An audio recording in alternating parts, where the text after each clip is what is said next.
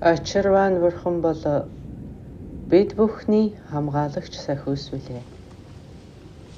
Тиймээс бид түүний тарныг сурч уншихад альва асуудал арилдаг. Хэрвээ бид тарныг уншихдаа түүнд 100% итгэж унших юм бол ялангуяа Тэнгэр дуурч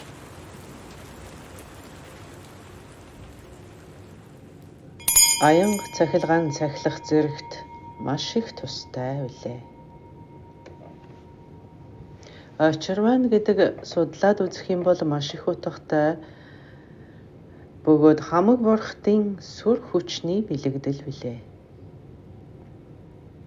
Гэхдээ эгэл жирийн хүмүүсийн ойлголтоор бол жирийн нэгэн хамгаалагч сахиус байдаг. Малчин хүмүүсийг бид аваад үзье л дээ. Бид үргэлж гадаа голдуу байцгаадаг. Тэнгэр цахилгаан байнга харж байдаг. Шинжлэх ухааны үүднээс яг ямар учиртайг бид огт мэдэхгүй. Тэнгэрийн дуу цахилгаанаас өөрсдийгөө хэрхэн хамгаалахаа мэдэхгүй. Бид энэ талаар үнэндээ юу ч мэдэхгүй. Тиймээс биднийг энэ тарин л хамгаалдаг байлаа. Маш аимшигтай шүү дээ. Та мэдэж байна уу? Зарим хүн мал аянганд цохиулж өнгөрсөн л дуулддаг. Майхан дотор байсан ч шалгаагүй. Бид голдуу майхантай л байдаг. Байшин биш болохоор дээвэр үгүй гэсэн үг. Тиймээс аянганд дайруулж Очирван бурхны тарныг л бид тэр үед уншдаг байлаа. Энэ тарин бол Базар, Зандама, Рокханы, Хумпад гэдэг тарин байсан юм шүү дээ.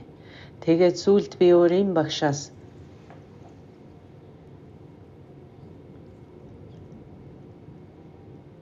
авшиг хүртэж лүн авсан. Миний гүрүү багш бол Очирван бурхан биеэрээ байсан юм. Очирван үнэн дүрээрээ байсан нь тэр. Дээд төвшөндөө бодож чадвал тэр шүү дээ. Гэхдээ илүү эгэл хүний төвшөнд тэрээр уйман өвчин хүртэж их гай тулгарсан. Тэгээд Очирваны бясалгалд орж суусан юм.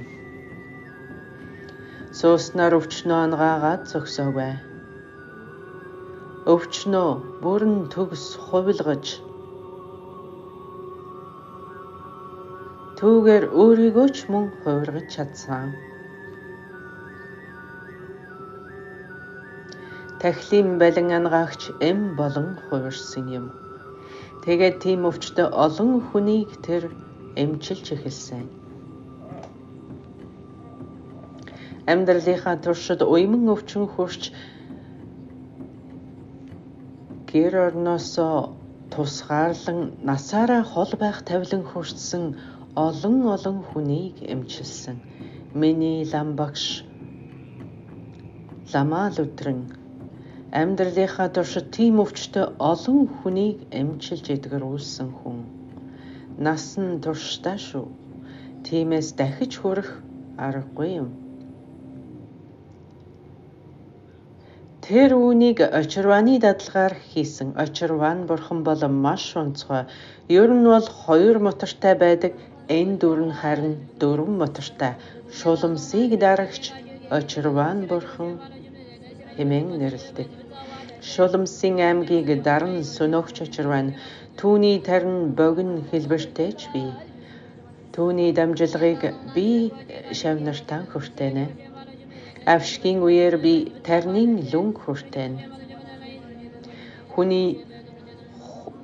Хувь хүний төвшөндөө бол энэ